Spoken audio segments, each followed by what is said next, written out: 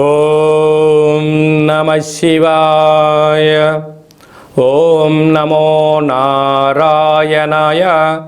ఓం శ్రీ స్వర్ణాకర్షణ కాళభైరవాయ నమో నమః. ఓం శ్రీ నరదృష్టి నివారణాయ నమో నమః. ప్రణో దేవీ సరస్వతి వాజేభిర్వాజినీవతి ధీనామవిత్రియవతు మహాసరస్వత్యై నమః. హరి ఓం. మా ఛానల్కి స్వాగతం. చూస్తున్న వీక్షకులకు, ప్రేక్షకులకు, ప్రియ కాళభైరవ భగవద్బంధులకి స్వాగతం పలుకుతూ మమ్మల్ని ఎంతగానో ఆదరిస్తూ ఉండబడినటువంటి ప్రియ సోదర సోదరీమణులు అందరికీ కూడా మాఘ పంచమి, వసంత పంచమి, సాక్షాత్ మహాసరస్వదేవి అమ్మవారి యొక్క ఆశీస్సులు అందరినీ చల్లగా చూడాలని, నూతనంగా అక్షరాభ్యాసం చేసుకోబోతున్నటువంటి విద్యార్థులకు, గతంలో చదువుకుంటూ ఉండబడినటువంటి విద్యార్థులకు, ఉద్యోగస్తులకు, వ్యాపారస్తులకు, సంగీత సాహిత్య నృత్య గురువులకు అందరికీ కూడా అమ్మవారి యొక్క ఆశీస్సులు ప్రసాదించాలని, విద్యా వినయ సంపన్నం, విద్య ద్వారా వినయం, వినయం ద్వారా ఉద్యోగం ద్వారా ధనం, ఆ ధనం సద్వినియోగపరిచేటువంటి జ్ఞానశక్తిని, బ్రహ్మశక్తిని ప్రసాదించాలని అమ్మవారిని వేడుకుందాం. 1వ తారీఖు 2వ నెల 2024 నుండి 29/2/2024 వరకు పుట్టినటువంటి వారందరికీ కూడా ముందస్తుగా జన్మదిన శుభాకాంక్షలు. గతంలో వివాహం చేస్తున్న వారికి వివాహ వార్షికోత్సవ శుభాకాంక్షలు. ద్వాదశ రాశుల్లో గ్రహ గమనాన్ని ఒకసారి వీక్షింపచేద్దాం.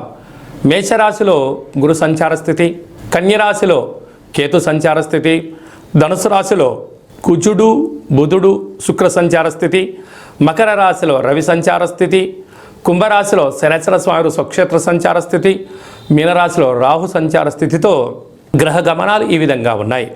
6వ తారీఖున కుజ భగవానుడు మకర రాశిలోకి ప్రవేశము, 12వ తారీఖున శుక్ర భగవానుడు మకర రాశిలోకి ప్రవేశము, 14వ తారీఖున రవి భగవానుడు కుంభరాశిలో ఉండబడిన శనితో కలిపి సంచార స్థితితో ద్వాదశ రాశుల్లో గ్రహ గమనాలు ఈ విధంగా ఉన్నాయి. తులారాశి వారు ఈ మాఘమాస సందర్భంగా, వసంత పంచమి సందర్భంగా ఎలాంటి విధి విధానాలు పాటించడం వల్ల అమ్మవారి యొక్క ఆశీస్సులు వీరిపైన ఉంటాయో ఈ వీడియోలో సవివరంగా సంపూర్ణంగా తెలుసుకుందాం. తులారాశిలో ఏ నక్షత్రాలు వస్తనగా చిత్తా నక్షత్రంలోని 3వ పాదం, 4వ పాదం, స్వాతి నక్షత్రంలోని 4 పాదాలు, విశాఖ నక్షత్రంలోని 1, 2, 3 పాదములు కలిపితే తులారాశి అవ్వడం జరుగుతుంది. చాలామందికి పుట్టినటువంటి కాల సమయంలో డేటా బర్త్లు లేనటువంటి ఏకైక కారణం వల్ల పేరు యొక్క మొదటి అక్షరాన్ని అనుసరిస్తూ ఆ రాశిని తెలుసుకునే ప్రయత్నం అవుతుంది. అవి ఏ అక్షరం ఒకసారి పరిశీలన చేద్దాం. రా, రీ, శ్రీ, రు, రే, రో, తా, తి, తు, తే అక్షరాల వరకు తులారాశి జాతకులే. తులారాశికి అధిపతి శుక్రుడు. వీరికి తృతీయంలో కుజశుక్ర సంచార స్థితి ఉండడం వలన అన్నదమ్ములతో, అక్కా చెల్లెలతో, బంధువులతో, మిత్రులతో, సన్నిహితులతో మానవ సంబంధాలు కానీ చూడండి. దయచేసి ఆర్థిక సంబంధాలుగా ఏర్పాటు చేసినట్లయితే కొన్ని కాలానుకూలంగా వీరే మీ శత్రువులు అవ్వడానికి చాలా పరిస్థితి అధికంగా ఉంటుంది. అర్ధాస్తమ బుధాదిత్య రాజయోగము కనుక మీ జన్మ నక్షత్రం రోజున ఆదివారము, మంగళవారము, శనివారము కొన్ని నూతనమైన పనులు ప్రారంభించకపోవడం ఉత్తమోత్తం.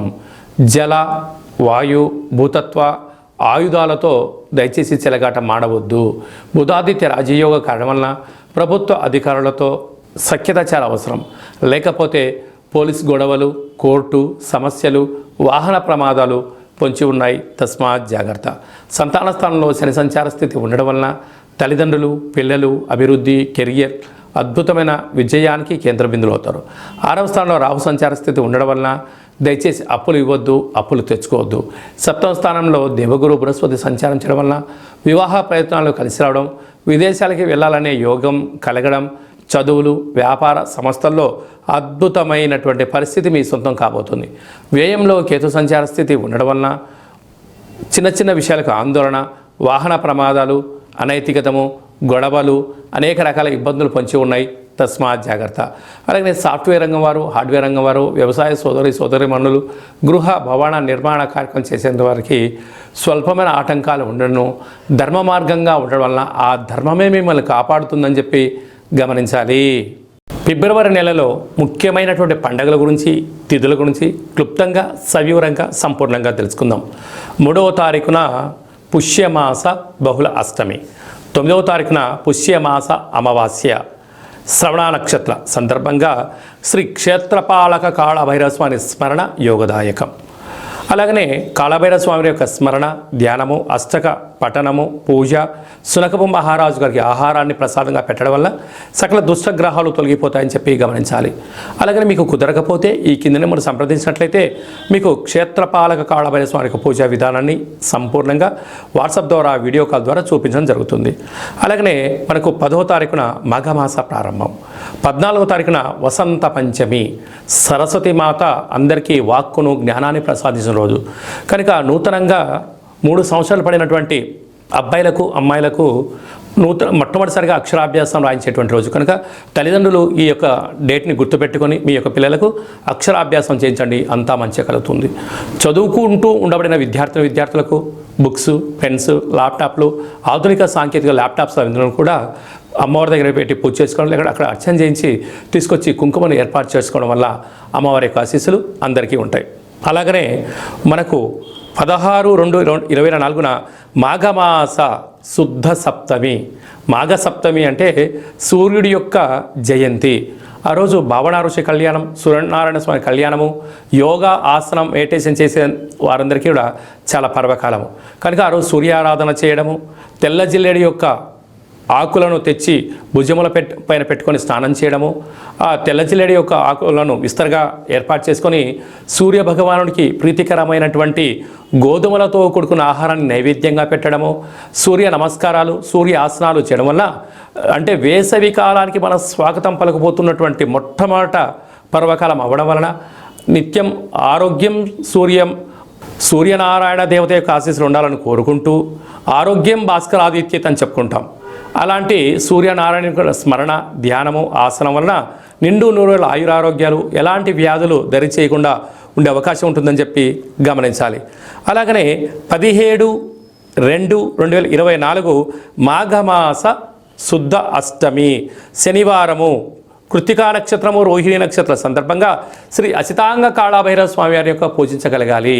చూడండి, ఫిబ్రవరి నెలలో 2 కాళభైరవ భగవంతుడిని పూజ చేసే అదృష్టం మనకు కలిగింది కనుక అసితాంగ కాళభైరవ స్వామి వారిని స్మరించడం, ధ్యానించడం వల్ల సకల దుష్టగ్రహాలు, తామసమైన కోరికలు తగ్గిపోయి ఆధ్యాత్మిక చింతన కలుగుతుందని చెప్పి గమనించాలి.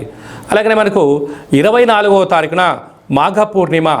అంటే మాఘ పూర్ణిమ రోజు సముద్ర స్నానం చేయడము, నదీ స్నానం చేయడము, రుద్రాభిషేకం చేసుకోవడము, అమ్మవారి యొక్క ఆశీస్సులు పుష్కలంగా మన పైన ఉంటాయని చెప్పి గమనించగలగాలి.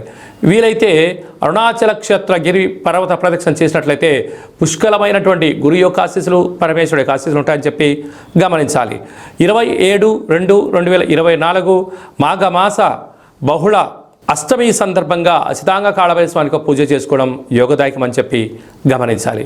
ఇంకనూ మనం విజయం సాధించగలగాలి అన్నట్లయితే ఈ యొక్క పాత్రను స్వర్ణాకర్షణ అక్షయ పాత్ర అంటారు. ఈ యొక్క మనకు రాసులు 12 ఎలా ఉంటాయో పాత్రలో 12 రాసులను అచ్చివేయడం జరుగుతుంది. ఈ యొక్క పాత్రను ప్రతిరోజు ఉదయము, సాయంత్రం ఇంట్లో మనం పూజ చేసుకున్న తదనంతరము 2 అగరబత్తులు వెలిగించి తిప్పి మన మనసులో ఏదైతే కోరికలు ఉన్నాయో అవి నెరవేరాలని చెప్పి కాలాన్ని శాసింపజేసే శక్తి అయిన కాళభైరవ స్వామిని స్మరణ చేసి శబ్ద తరంగాలను సృష్టించడం వలన మానవుని యొక్క శరీరంలో మూలాధారం నుంచి సహస్రాల చక్రాలు వికసించి దుష్టగ్రహాలు పారిపోయి నరదృష్టి నివారణ కలిగి తాంత్రికపరమైన దోషాలు తొలగి అఖండ ఐశ్వర్య ధనానికి స్వాగతం పలుకుతుందని చెప్పి గమనించాలి.